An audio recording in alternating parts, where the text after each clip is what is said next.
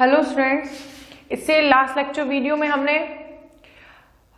Complex formation में जिसमें हमने समन्वय संख्या कंप्लीट कर ली थी। इसके बाद नया टॉपिक है द्विअंगी यौगिक। स्टार्ट करते हैं द्विअंगी यौगिक। द्विअंगी यौगिक मतलब जिसमें दो समूह, एक तो डी ब्लॉक एलिमेंट होना चाहिए, उसके बाद कोई अन्य, जैसे कि हम पढ़ेंगे अभी ऑक्साइड। ऑक्साइड में क्या होगा? ऑक्साइड में जो सभी संक्रमण धातुएं हैं, हम पढ़ रहे हैं द्विअंगी यौगिक। द्विअंगी मतलब दो अंग होने चाहिए उसमें, जैसे कि हम अभी पढ़ेंगे ऑक्साइड। अब ऑक्साइड की यदि बात की जाए तो ऑक्साइड में हम क्योंकि संक्रमण तत्वों के बारे में पढ़ रहे हैं, तो ऑक्साइडों में ये जो संक्रमण तत्व होंगे वो ऑक्सीजन के साथ बंध बनाएंगे और ऑक्सीजन के साथ बंध बनाकर ऑक्साइड का निर्माण करेंगे। जैसे मैं कुछ एग्जांपल्स लिखती हूँ, उसके अलावा आपके पास टेबल है, पूरी टेबल बनाई हुई है जिसमें कि बताया हुआ है कि ऑक्साइड कौन कौन से हैं और कौन सी ऑक्सीकरण अवस्था में कौन से ऑक्साइड, जैसे कि स्कैंडियम की +3 ऑक्सीकरण अवस्था में Sc2O3 ये ऑक्साइड बनता है, तो द्विअंगी है, एक संक्रमण तत्व और एक ऑक्सीजन। इसके अलावा टाइटेनियम की ऑक्सीकरण अवस्था में भी Ti2O3 बनता है, V2O3 भी बनता है। तो इस तरह से आपकी बुक्स में टेबल बनाई हुई है, उस टेबल में आपको बताया हुआ है कि जो संक्रमण तत्व होते हैं वो ऑक्सीजन के साथ मिलकर ऑक्साइड का निर्माण करते हैं। इसके बाद नेक्स्ट टॉपिक है ऑक्साइडों का आपेक्षिक स्थायित्व। ऑक्साइडों के आपेक्षिक स्थायित्व के बारे में, ये द्विअंगी यौगिक में ही चल रहा है। ऑक्साइडों के आपेक्षिक स्थायित्व के बारे में बात करें तो इसमें बताया कि श्रृंखला के आरंभ में वर्ग ऑक्सीकरण अवस्था अधिक स्थायी होती है। श्रृंखला के आरंभिक तत्वों में, जैसे कि कोई तीसरे वर्ग का है तो +3 ऑक्सीकरण अवस्था ज्यादा स्थायी होगी।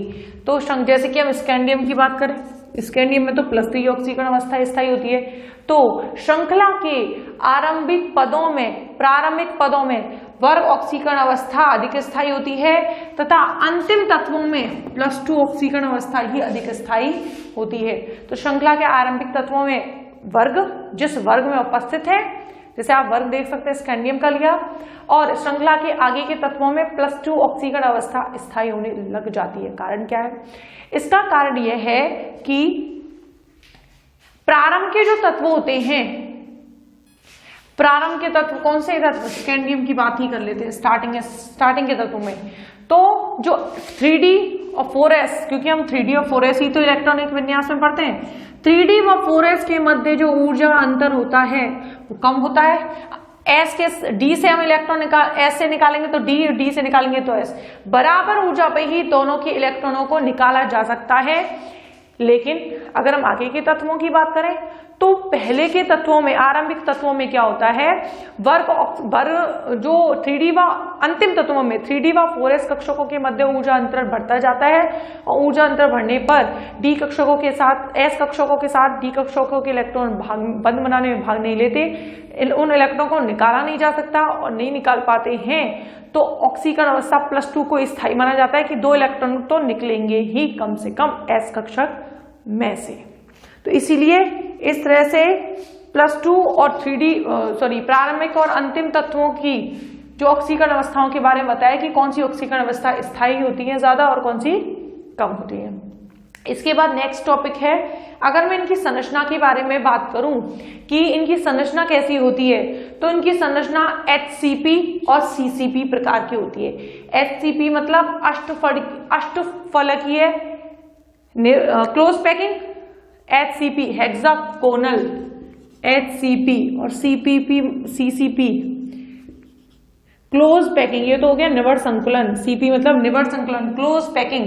H फॉर हेक्साकोनल, क्यूबिकल, क्या होता है, षटकोणीय और घनीय। तो इस प्रकार से इनकी जो संरचना होती है, और उसके एग्जाम्पल भी दिया है TiO2 और MnO2 में किस प्रकार से इनकी व्यवस्था HCP और CCP पाई जाती है। तो ये हो गई इसकी स्ट्रक्चर। इसके बाद नेक्स्ट है द्विअंगी यौगिक में ही हैलाइड।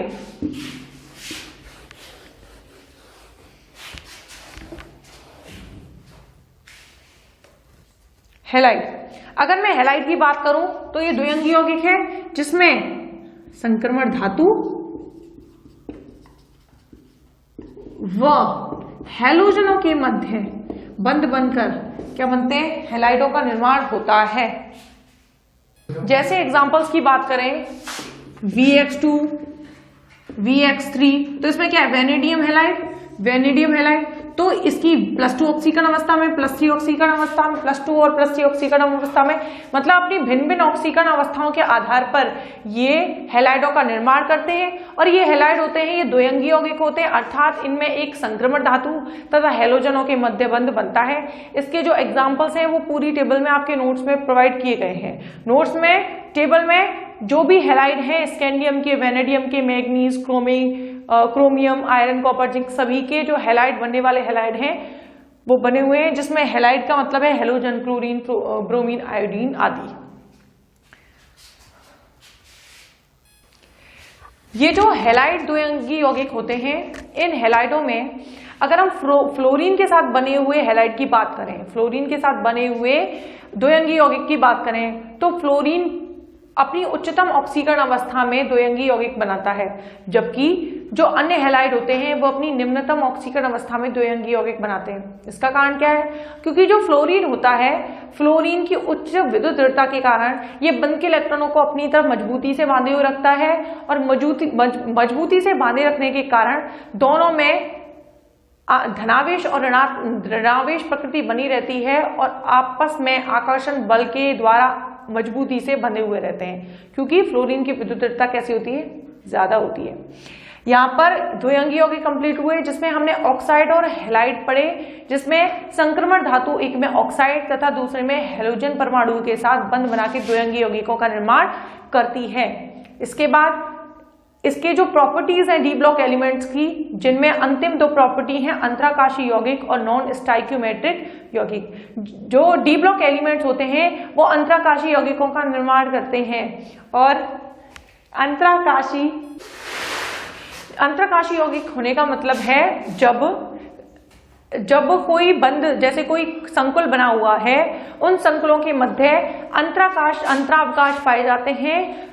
अंतरावकाश जो संकुल होता है जब बंध बन रहते हैं, जैसे कोई संकुल है, धनायन ऋणायनों ने मिलकर आपस में बंध बनाए हुए हैं और इस प्रकार से कॉम्प्लेक्स बंध बना हुआ है, जैसे कोई क्रिस्टल, तो इसमें बीच में जो अंतराकाश पाया जाता है, अंतराकाशों में जाकर ये जो संक्रमण धातुएं हैं ये आकर फिट हो जाती हैं और इस प्रकार से अंतराकाशी यौगिकों का निर्माण करती है। इसके अलावा नेक्स्ट है नॉन स्टाइक्योमेट्रिक यौगिक। ये जो अब लास्ट अंतिम है, अभी हम अंतराकाशी यौगिक पढ़ चुके हैं, नॉन स्टाइक्योमितीय। नॉन स्टाइक्योमितीय क्या होते हैं, पहले हम 2 शब्द पढ़ते हैं, स्टाइक्योमितीय और नॉन स्टाइक्योमितीय। स्टाइक्योमितीय होते हैं वे यौगिक जो स्थिर अनुपात के नियम का पालन करते हैं, वो होते हैं स्टाइक्योमितीय, और जो स्थिर अनुपात के नियम का पालन नहीं करते हैं वो होते हैं नॉन स्टाइक्योमेट्रिक यौगिक। तो ये जो प्रथम संक्रमण श्रेणी के तत्व होते हैं वो नॉन स्टाइक्योमेट्रिक होते हैं, मतलब स्थिर अनुपात के नियम का पालन नहीं करते हैं। जैसे एग्जांपल Cu2S। Cu2S स्थिर अनुपात के नियम के आधार पर इसका अनुपात होना चाहिए 2:1, लेकिन एक्चुअल में इसका अनुपात नहीं होता है 1:, इसका अनुपात है 1:7:1, अर्थात ये स्थिर अनुपात के नियम का पालन नहीं करते हैं। यहाँ पर हम फर्स्ट यूनिट कंप्लीट होती है, फर्स्ट यूनिट संक्रमण तत्व डी ब्लॉक के तत्व या कंप्लीट होती है। इसके बाद नेक्स्ट यूनिट स्टार्ट करेंगे नेक्स्ट लेक्चर वीडियो में।